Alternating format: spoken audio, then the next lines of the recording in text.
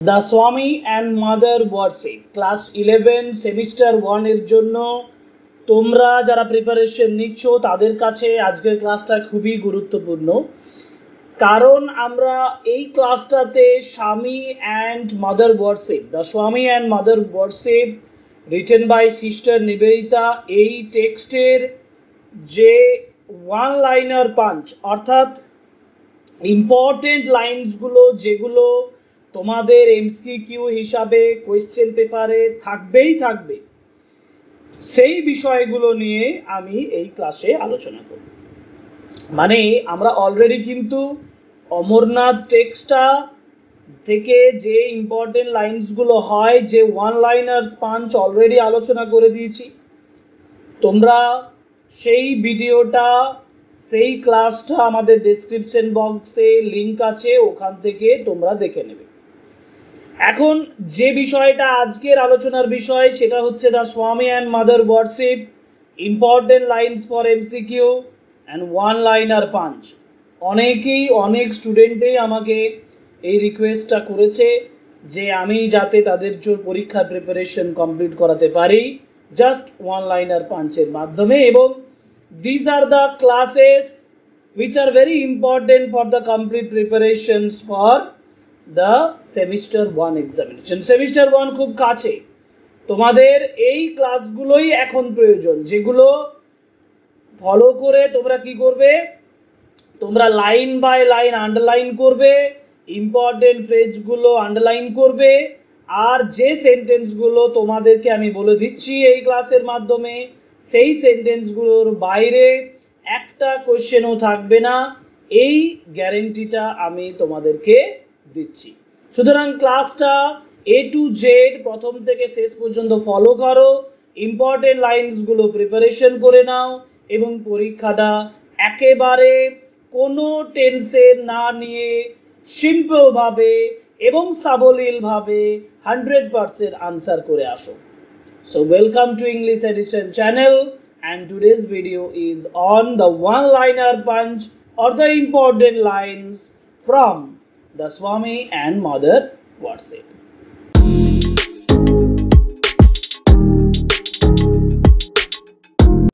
যে জায়গাটা থেকে আমরা ক্লাসটা শুরু করব সেটা হচ্ছে যে স্বামী and mother worship sister Nivedita এর ব্যাকগ্রাউন্ডটা, মানে কতগুলো ব্যাকগ্রাউন্ড ইনফরমেশন থাকে না, সেই ইনফরমেশনগুলো আমি একটু প্রথমে আন্ডারলাইন করে নিই।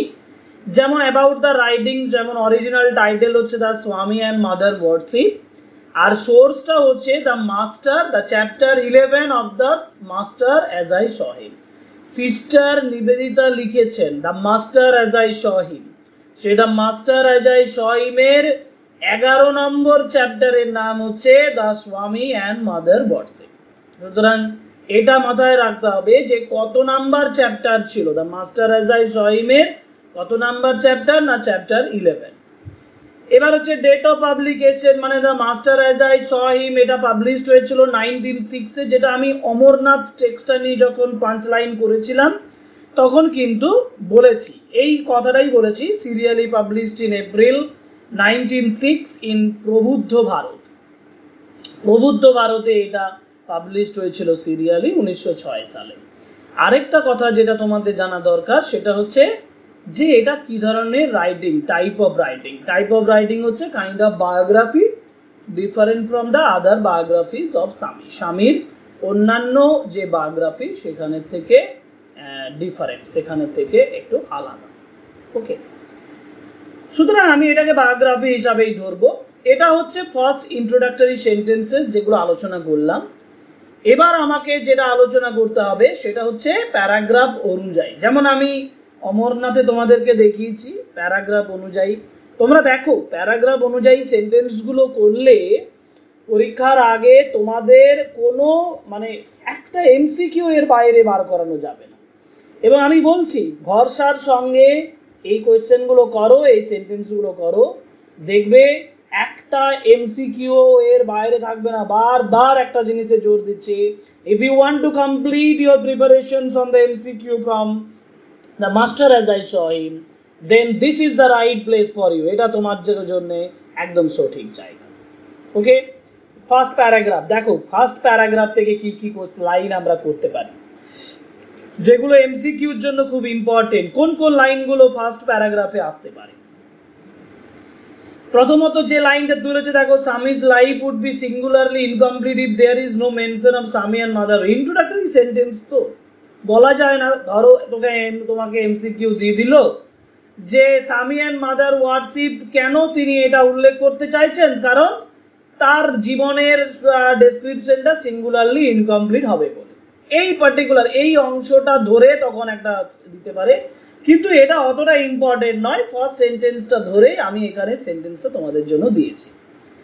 এরপরে সেকেন্ড সেন্টেন্স বলেছে আনডাউটেডলি হি ওয়াজ ব্রহ্মজ্ঞানী। যে ব্রহ্মজ্ঞানী ফ্রেজটা না, এই ব্রহ্মজ্ঞানী ফ্রেজটা কে ব্যবহার করেছেন? Who coined the phrase? Who use the phrase?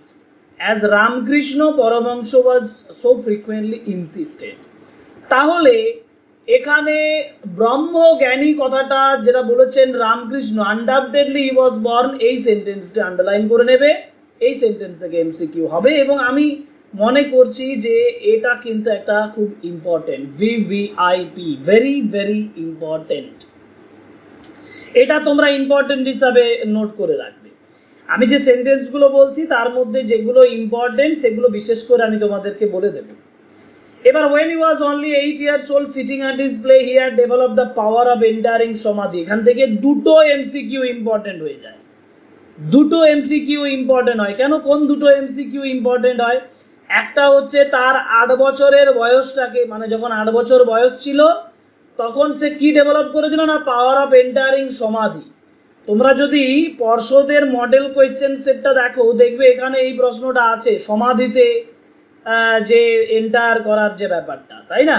এবং এই সেন্টেন্স দেখবে বলা আছে, যে সেন্টেন্সটা আন্ডারলাইন করবে, when he was only 8 years old he had developed the power of entering সমাধি। এটাও আমি কিন্তু ইম্পর্টেন্ট জায়গাটাই ধরবো, অতএব এটা হচ্ছে ভিভিআইপি। এরপরে যে অংশটা বলছি সেটা হচ্ছে এই ফ্রেজটার উপরে দেখো, আইডোলেট্রাস। আইডোলেট্রাস কথাটা এসছে আইডল থেকে। আইডল মানে মূর্তি, আইডোলেট্রাস মানে মূর্তি পূজা। মনে রাখবে ভালো করে, আইডোলেট্রাস মানে মূর্তি পূজা। Idolatrous means worship of the idols which is opposite of Brahma, যেটা আবার ব্রহ্মের অপোজিট। জানা দরকার, বলা যাবে না। কেউ যদি তোমাকে বিপদে ফেলতে যায়, কোনো স্যার যদি বলে না আমি 100% উত্তর এখান থেকে করতে দেবো না, এই কোয়েশ্চেনগুলো তোমাকে কিন্তু পিছিয়ে ফেলবে, এই কোয়েশ্চেনগুলো কিন্তু তোমাকে প্রবলেমে ফেলবে। সুতরাং যেটা প্রয়োজন সেটা হচ্ছে যে তোমাদের 100% এমসিকিউর জন্য প্রিপেয়ার থাকতে হবে, আর তার জন্যই আমি এই ক্লাসগুলো করছি। ফলো করো এ টু জেড। পরেরটাই যাই। He became a formal member of Sadharan Brahmo সমাজ। দেখো এটা তিনি ফর্মাল মেম্বার কিসের হন, এটা ইম্পর্টেন্ট, এটা ইম্পর্টেন্ট। মানে সাধারণ ব্রাহ্ম সমাজের একজন মেম্বার হন স্বামী বিবেকানন্দ পরবর্তীকালে। একটু দেখবে এখানে শ্রী রামকৃষ্ণের সঙ্গে তার দেখা হয়েছিল, যে বলেছে he became a formal member of the Sadharan Brahmo Samaj. তারপরেরটা ধরেছে the realization Brahma was is only imperative, অদ্বৈত philosophy was is only system of doctrine, আর the Vedas and Upanishad is sole scriptural authority. এই তিনটাই ইম্পর্টেন্ট জিনিস, এই তিনটেকে আমি একসঙ্গে লাস্ট লাইনে দেখো, realization of Brahma was is imperative, অদ্বৈত philosophy was is system of doctrine, আর Vedas Upanishad is sole scriptural authority. প্রশ্নটা কিভাবে আসবে? তোমাকে বলবে যে তার একমাত্র ইম্পারেটিভ কি ছিল? রিয়ালাইজেশন অফ ব্রহ্ম। তার একমাত্র সিস্টেম অফ ডক্ট্রিন কোনটা ছিল? অদ্বৈত ফিলোসফি। আর তার স্ক্রিপচুয়াল অথরিটি কোনটা ছিল? বেদাস এন্ড উপনিষদ। খুব ইম্পর্টেন্ট, এটাও আমি ইম্পর্টেন্ট হিসাবে চিহ্নিত করে দিচ্ছি। অতএব আমরা ওভারঅল দেখলাম ফার্স্ট প্যারাগ্রাফটাতে কিন্তু অনেক ইম্পর্টেন্ট কোয়েশ্চেন তোমাদের জন্য আসতে পারে। এবার আমরা যাব পরের প্যারাগ্রাফ। পরের প্যারাগ্রাফে দুটো জিনিস ইম্পর্টেন্ট আছে, অনেক বড় প্যারাগ্রাফ, কিন্তু আমি তোমাদের জন্য দুটো সেন্টেন্স তুলেছি। একটা হচ্ছে যে right hand raised in blessing and the left holding the sword. তোমাকে কনফিউশন করে দেবে। কিভাবে কনফিউশন করে দেবে না, তার ডান হাতটা কিসের জন্য ওঠে, সেটা হচ্ছে ব্লেসিং এর জন্য। বাঁ হাতে কি ধরা আছে না, সোর্ড। যদি প্রশ্নটা বিভিন্ন হয়ে যেতে পারে, সোর্ড কোন হাতে ধরা আছে, বাঁ হাত ডান হাত, কনফিউশন করে দেবে। ব্লেসিংস কোন হাতে দিচ্ছে, রাইট হ্যান্ড না লেফট হ্যান্ড, কনফিউশন জায়গা আছে। আর হার কার্স ইজ ব্লেসিং, এখানে একটা ফিল আপ মানে সিম্পল একটা ড্যাশ দিয়ে দিল যে তুমি ফিল আপ করো, কি হতে পারে? Curse is the blessing. ভাবতেই পারবে না যে দুটো ডিফারেন্ট ওয়ার্ড, দুটো বিপরীত ওয়ার্ড পাশাপাশি লেখা আছে, কার্স ইজ ব্লেসিং। এবং এটা একটা ফিলোসফিক্যাল রিমার্ক, এটা দার্শনিক কথা, যার জন্য এইটা তোমাকে যথেষ্ট প্রবলেমে ফেলতে পারে, কার্স ইজ ব্লেসিং। সুতরাং কার্স মনে রাখবে। এটা তিনটে ইম্পর্টেন্ট কথা বলে দিলাম এখানে। একটা হচ্ছে যে রাইট হ্যান্ড, লেফট হ্যান্ড এর সোর্ড, রাইট হ্যান্ড এর ব্লেসিং, আর হার কার্স ইজ ব্লেসিং। দ্বিতীয় যে জায়গাটা সেটা হচ্ছে আই ওয়ার্শিপ দ্য টেরিবল। এই সেন্টেন্সটার উপর আই ওয়ার্শিপ দ্য টেরিবল। তো টেরিবল মানে ভয়ঙ্করী, মা কালীর কথা বলেছে, এটা আমাকে জানতে হবে। কিন্তু টেরিবল বলতে মা কালীর কথা বলা হয়েছে। And he was continually saying, and once it is mistake to hold that with all men pleaser is the motive. Particular এই প্রেসটার উপরে দিতে পারে যে men pleasure is the motive. তো এই সেন্টেন্স গুলো আন্ডারলাইন করে নেবে তোমরা। সেকেন্ড প্যারাগ্রাফ থেকে এই দুটো সেন্টেন্স আমি তুলে দিলাম, এই দুটো সেন্টেন্স থেকে তোমরা, তবে এর মধ্যে যেটা সবচেয়ে ইম্পর্টেন্ট সেটা হচ্ছে প্রথম যে লাইনটা, কারণ এখানে আমরা তিনটে ইম্পর্টেন্ট এমসিকিউ তোমাদের জন্য তুলে ধরব। এবার যাই third number paragraph. Third number প্যারাগ্রাফের লক্ষ্য করবে এখান থেকে আমরাও গুটি কয়েক তুলেছি। যেমন he had a wholehearted contempt for what he regarded as the squeamishness or mawkishness। খুব ইম্পর্টেন্ট জায়গা এটা। কেন? কারণ এই যে স্কুইমিশনেস আর মকিশনেস এই দুটো জায়গার উপরে প্রশ্নটা তোমাদেরকে দিতেই পারে। কিন্তু এটা কিন্তু প্রশ্ন যদি আসে এটা তোমাদের পক্ষে একটু জটিল হবে। তার জন্য আমি বলছি যে পার্টিকুলারলি এই টার্মটা মনেই রেখে দেবে যে he had a whole-hearted contempt. তার ঘৃণা ছিল কিসের প্রতি? স্কুইমিশনেসের প্রতি এবং মকিশনেসের প্রতি। স্কুইমিশনেস, মকিশনেস। টেক্সট নিশ্চয়ই ভালোভাবে ফলো করেছো। এখনো যদি টেক্সট ভালোভাবে ফলো না করে থাকো, ডেসক্রিপশন বক্সে স্বামী অ্যান্ড মাদার হোয়াটসঅ্যাপের লিঙ্ক আছে, ওখানে গিয়ে ভালোভাবে টেক্সটটা পড়ে নাও, তারপর এগুলো ফলো করো। এমসিকিউ ক্লাস করে নাও, এমসিকিউ ক্লাস দেওয়া আছে, তারপর ইম্পর্টেন্ট লাইনস করে পরীক্ষা দিতে চলে যাও। আর কোনো ভাবনা ভাবতে হবে না। এরপরে আছে he offer no argument as he easily might have done regarding the degradations of the butcher and the slaughter house under the modern system. তো মডার্ন সিস্টেমে বুচার আর স্লটার হাউস, মানে বুচার মানে হচ্ছে যিনি কাটছেন, যিনি কসাই, আর স্লটার হাউস মানে কসাইখানা, এই দুটোকেই কিন্তু তিনি বলেছেন যে দায়ী। এই দুটোকেই তিনি বলছেন ডিগ্রেডেশন হচ্ছে, মানে তাদের অধঃপতন ঘটছে, এবং তিনি এক্ষেত্রে কোনো তর্ক করছেন না। তো আমার প্রশ্ন হচ্ছে হি অফার নো আর্গুমেন্ট, কোন আর্গুমেন্টে, মানে কোন বিষয়ের উপর আর্গুমেন্টটা করলেন না? সেটা হচ্ছে অ্যানিম্যাল স্যাক্রিফাইস। যার জন্য এখানে আরেকটা ইম্পর্টেন্ট জিনিস হয়ে যাচ্ছে যে কোন ম্যাটারের উপরে এটা করা হয়েছে, তখন আমাকে বলতে হবে যেটা অ্যানিম্যাল স্যাক্রিফাইসের উপরে বলা হচ্ছে। আচ্ছা, নেক্সট বলছে why not a little blood to complete the picture. কে বলেছে, কাকে বলেছে? অর্থাৎ এটা স্বামী বিবেকানন্দ বলেছেন সিস্টার নিবেদিতাকে, যখন সিস্টার নিবেদিতা কিন্তু ওই অ্যানিম্যাল স্যাক্রিফাইসের উপর আলোচনা করতে যাচ্ছেন, তাই না? এবং তারপরে বলছে he had never tolerated the blood offerings commonly made to the demons who attended on Kali, this was the simple devil warship. তোমরা এই সেন্টেন্সটা আন্ডারলাইন করে নেবে, this was the simple devil warship. কারণ ওই যে অ্যানিম্যাল স্যাক্রিফাইসটাকে স্বামীজি কি হিসাবে বলছেন? তিনি বলছেন অ্যানিম্যাল স্যাক্রিফাইস মানে হচ্ছে একটা ডেভিল ওয়ারশিপ ছাড়া আর কিছু নয়। এটা এমসিকিউর জন্য খুব ইম্পর্টেন্ট। মানে একটু জটিল কোশ্চেন হয়ে গেলে এই কোশ্চেন দিয়ে দেবে যে ডেভিল ওয়ারশিপ বলতে কোনটাকে বোঝানো হয়েছে? অ্যানিম্যাল স্যাক্রিফাইসটাকে বোঝানো হয়েছে, ঠিক আছে? এরপরে লাস্ট যেটা বলেছি সেটা হচ্ছে god manifest through evil as well as good. হ্যাঁ, ইভিল এবং গুড এই দুটোর মধ্যে, evil as well as good, এই দুটো বিষয়ের মধ্যেই গড বিস্তৃত হয়ে থাকে, ম্যানিফেস্ট হয়ে থাকে। এটাও একটা ইম্পর্টেন্ট সেন্টেন্স। সুতরাং এটা তোমরা নোট করে রাখো ভালো হবে, এগুলো পরীক্ষার জন্য তোমাদের এই সেন্টেন্সগুলো থেকেই দেবে। স্বামী অ্যান্ড মাদার ওয়ারশিপ দেখলে মনে হয় যে how difficult the text is, টেক্সটটা কত জটিল, কিন্তু একেবারেই না। Paragraph wise, sentence by sentence ভালোভাবে যদি ফলো করো না, বিশেষ করে আমি এটা বলতে পারি আমার যে ক্লাসগুলো আছে সেগুলো ফলো করো, দেখবে তোমার কাছে এই স্বামী অ্যান্ড মাদার ওয়ারশিপ টেক্সটের কোনো জটিলতা নেই। আমি গ্যারেন্টি দিচ্ছি যে এর মধ্যে কোনো জটিলতা নেই। আর এই এমসিকিউর জন্য ইম্পর্টেন্ট লাইনস, ওয়ান লাইনার পাঁচ যদি আলোচনা করে নাও, আর দ্বিতীয়বার দেখবে পরীক্ষার আগে পর্যন্ত দ্বিতীয়বার চেক করার প্রয়োজন হবে না। তবে আমি তবু বলবো পরীক্ষার আগে শুধুমাত্র এই ওয়ান লাইনার 5 ক্লাসগুলো ফলো করো, দেখবে তোমাদের সিলেবাস, তোমাদের প্রিপারেশন কমপ্লিট। আর যদি কমপ্লিট প্রিপারেশন হয় তাহলে অবশ্যই আমাকে একটা লাইক ভিডিওতে বা আমাদের ক্লাসটিতে একটি লাইক দেবে, আর একটি কমেন্ট বক্সে তোমার কেমন লেগেছে সেটা আমাকে জানাবে। এটাই আমার প্রাপ্য, এটার জন্যই আমার এত পরিশ্রম। ওকে, ঠিক আছে। এরপরে যে অংশটা যাচ্ছি, মানে নেক্সট প্যারাগ্রাফে যেতে হবে আমাকে। চলো নেক্সট প্যারাগ্রাফে যাই। নেক্সট প্যারাগ্রাফে দেখো কোথা থেকে দিয়েছি it would have been altogether inconsistent with Sami's idea of freedom to have sought to impose his থেকে express it your own way। যেখানে সেন্টেন্স গুলো তুলছি সেটা হচ্ছে Nivedita wanted to have the necessity of taking on Indian consciousness। হ্যাঁ, এই Indian consciousness, ভারতীয় যে চেতনা, সেই চেতনাটাকে তিনি নিয়ে আসার চেষ্টা করেছিলেন, উপলব্ধি করেছিলেন যে ভারতীয় কনসাসনেসটা আমার প্রয়োজন। ইন্ডিয়ান কনসাসনেসের কথা তিনি বলছেন, সেই ইন্ডিয়ান যেমন এই যে বলছে system held in that consciousness, এই কনসাসনেসটা দরকার তিনি চাইছেন। কেন? কারণ তিনি ইন্ডিয়াতে কাজ করবেন, সুতরাং ইন্ডিয়ান কনসাসনেস তার প্রয়োজন। Memory of the pilgrimage to Amarnath was a witness not to be forgotten. এখন পিলগ্রিমেজ, অমরনাথের যে পিলগ্রিমেজ বা তীর্থযাত্রা, এটা ভোলা যাবে না, এটা সিস্টার নিবেদিতা বলছেন এই জিনিস ভোলা যাবে না। In matter of religions he was without knowing in a born educated. Born educated কাকে বলছেন? স্বামী বিবেকানন্দকে বলছেন। এই লাইনটা আন্ডারলাইন করে নাও, বর্ন এডুকেটেড। আর sister Nivedita said perhaps Swamiji Kali the vision of Shiva. এই যে সিস্টার নিবেদিতা, এইটা হচ্ছে সব থেকে ইম্পর্টেন্ট একটা ম্যাটার এই প্যারাগ্রাফ থেকে। কোনটা না, সিস্টার নিবেদিতা স্বামীজিকে বলছেন যে perhaps Swamiji Kali is the vision of Shiva, বলছে কালী হচ্ছে শিবেরই একটা ভিজন।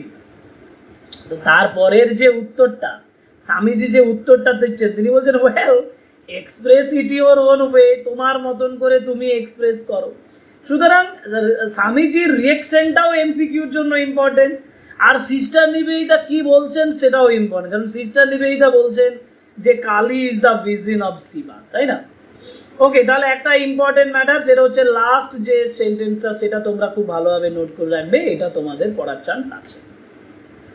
কিন্তু বাকি দুটো আনইম্পর্টেন্ট বলে ফেলে যাবে না, কারণ আমি তোমাদেরকে বলছি 100% এমসিকিউ করার জন্য 100% রেডি থাকতে হবে। ওকে, 100% রেডি থাকাই সব থেকে ভালো। বলা যাবে না কে কেমন কোয়েশ্চেনের মুখোমুখি হচ্ছে। নেক্সট প্যারাগ্রাফ যাই, একেবারে নেক্সট প্যারাগ্রাফ অ্যানাদার ডে থেকে দিয়েছি। নেক্সট প্যারাগ্রাফ বলছে মহর্ষি দেবেন্দ্রনাথ ট্যাগোরের সঙ্গে তিনি একবার যাচ্ছিলেন স্বামী বিবেকানন্দের সঙ্গে। Swamiji was going to visit old Mahorshi Devendranath Tagore in his seclusion in his home of Jorasako. Important তো অনেক জায়গা, কার সঙ্গে দেখা করতে যাচ্ছেন? মহর্ষি দেবেন্দ্রনাথ ঠাকুর। ইম্পর্টেন্ট কোথায় যাচ্ছেন? Seclusion of his home in Jorasanko.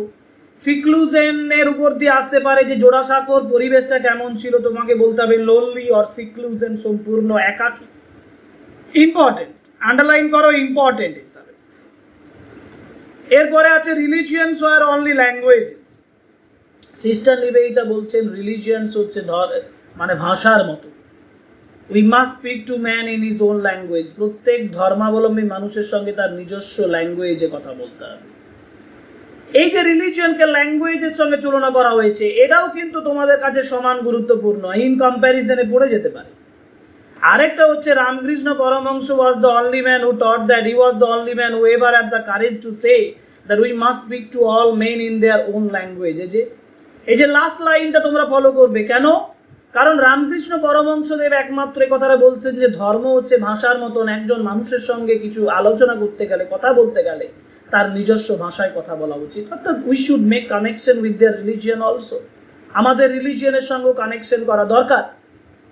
সুতরাং এই প্যারাগ্রাফ থেকে এই তিনটেই ইম্পর্টেন্ট হিসাবে আমরা তুলে ধরেছি, ভালোভাবে নোট করে নাও। পরের প্যারাগ্রাফে চলি। পরের প্যারাগ্রাফে কি বলছে দেখি। পরের দুটো প্যারাগ্রাফকে আমরা একসঙ্গে করেছি।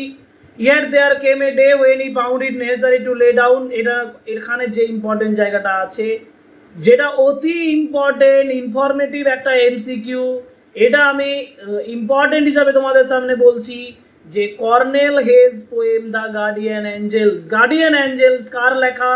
কর্নেল হের কবিতার নাম হচ্ছে guardian angels. Swamiji said to believe in Brahma and the gods and not in anything else. তিনি কাকে বিশ্বাস করতে বলছেন? দুটোকেই বলছেন, ব্রহ্মকেও বলছেন, গডকেও বলছেন। পরীক্ষার হলে বসে তোমার প্রশ্ন এলো কি না স্বামীজি কিসে বিশ্বাস করতে বলেছেন? ধরো পরীক্ষার হলে তোমার প্রশ্ন এসছে যে হোয়াট ডিড স্বামী instruct us to believe in. তুমি দুটোই প্রশ্ন পেয়েছো, একদিকে পেয়েছো ব্রহ্ম, একদিকে পেয়েছো গডস। তোমার কি হবে? না তিনি ব্রহ্মকে বিশ্বাস করতে বলেছেন, না তিনি গডসকে বিশ্বাস করতে বলেছেন। এই কনফিউশনটা থেকে দূর করার জন্য বলছি যে ব্রহ্ম এবং গডস এই দুটোকেই তিনি বলছেন বিশ্বাস করতে। সো স্বামী shed to believe in Brahma and the gods. মনে রাখবে, ইম্পর্টেন্ট হিসাবে নোট করে রাখবে। এরপরের যে প্যারাগ্রাফ, সেই প্যারাগ্রাফে যাই। পরের প্যারাগ্রাফ হচ্ছে হি ওয়াজ এভিডেন্টলি অ্যাফ্রেড থেকে হি কুড নট ব্রেক পর্যন্ত একটি সেন্টেন্স আমি এখানে তুলে ধরেছি। He was himself the reconciliations of this opposites, কারণ একটু আগে তিনি বলেছেন god and Brahma, idols and Brahma, মূর্তি পূজা এবং ব্রহ্ম, ভগবান এবং ব্রহ্ম, এই দুটো অপোজিট। এই দুটো অপোজিটের উপরে পড়তে পারে যে দুটো অপোজিট কি কি, তখন তোমাকে বলতে হবে গড অ্যান্ড ব্রহ্ম। এই দুটো অপোজিটের রিকনসিলিয়েশন কার মধ্যে আছে? তার মধ্যে আছে, মানে স্বামী বিবেকানন্দের মধ্যে আছে। এইটাই হচ্ছে ইম্পর্টেন্ট এই জায়গাটায়। এই যে বলছে যে he was himself the reconciliations of this opposites. মনে থাকলো তো যে টু অপোজিটস বলতে কি বোঝায়? একটা হচ্ছে গড, একটা হচ্ছে গড, আরেকটা কি? আরেকটা হচ্ছে ব্রহ্ম। B for Brahma. Okay, next paragraph. How I use to hate Kali. আমি কালীকে কত ঘৃণা করতাম। মা কালীকে ঘৃণা করতেন Swami Vivekananda. How I used to hate Kali, he said, and all our ways, that was the ground of my 6 years fight. Important কোনগুলো বুঝতে পারছো? ইম্পর্টেন্ট হচ্ছে কিভাবে তিনি কাকে ঘৃণা করতেন। এই ঘৃণার ব্যাপারটা বলেছেন, স্বামী বিবেকানন্দ ঘৃণা করতেন। কাকে ঘৃণা করতেন? কনফিউজিং কোয়েশ্চেন তো। He used to hate Kali. He used to hate Kali, the mother, মা কালীকে। এবং কত বছরের লড়াই ছিল? The ground of 6 years of fight, 6 বছরের লড়াই ছিল। আর Ramakrishna Paramahamsa dedicated me to her. Swami বিবেকানন্দকে কে ডেডিকেট করেছিলেন? ডেডিকেট করেছিলেন রামকৃষ্ণ পরমহংস।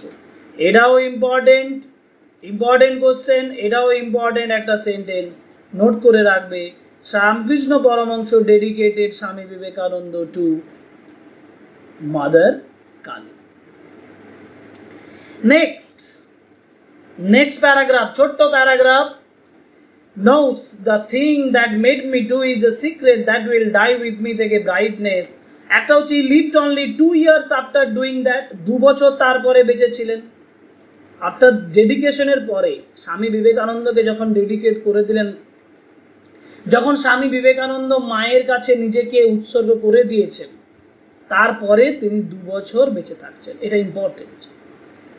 আর not more than 6 months did he keep his, 6 মাসের বেশি তার হেলথ এবং ব্রাইটনেসটা রাখতে পারলেন না। এই দুটো জায়গা খুব ইম্পর্টেন্ট, একটু আন্ডারলাইন করে নাও।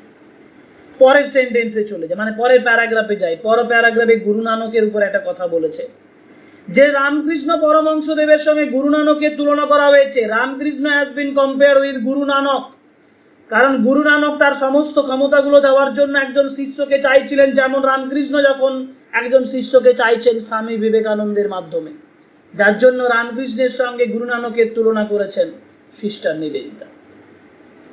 Ramakrishna Paramahamsa an incarnation of Kali.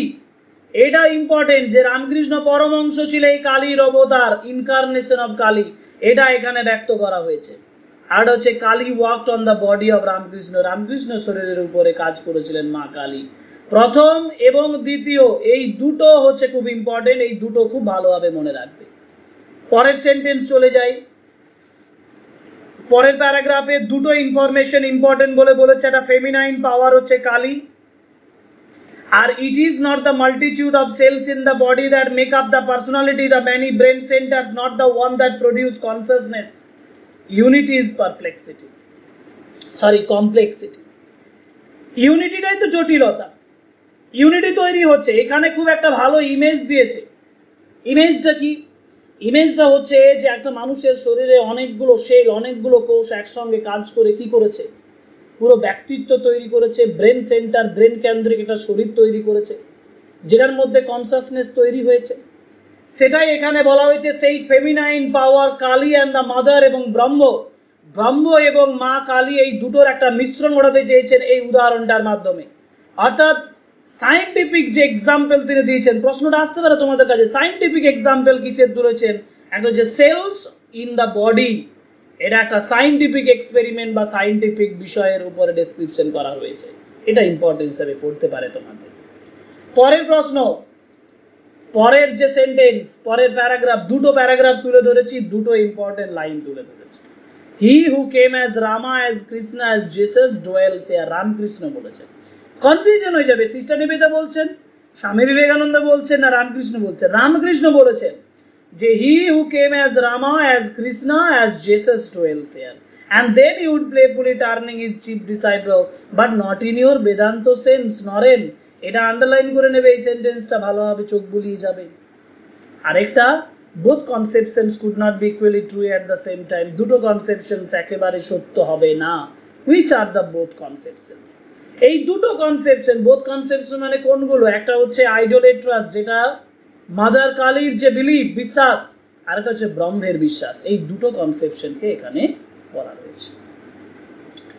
আমরা অনেকটা এগিয়ে গেছি। এর পরের যে প্যারাগ্রাফটা দিয়েছি দেখো, সেখান থেকে প্রায় শেষের মুখে যে প্রশ্নটা দিয়েছি, ফর মাই ওন পার্ট থেকে অ্যাজ এ ড্রিম পর্যন্ত, এখানে একটাই পার্ট তুলেছি, আমি একটু পড়ে নিচ্ছি। He would always when asked to explain the image of Kali speak of it as the book of experience। এই যে ইমেজ অফ কালীর সঙ্গে বুক অফ এক্সপিরিয়েন্সের তুলনা করা হয়েছে।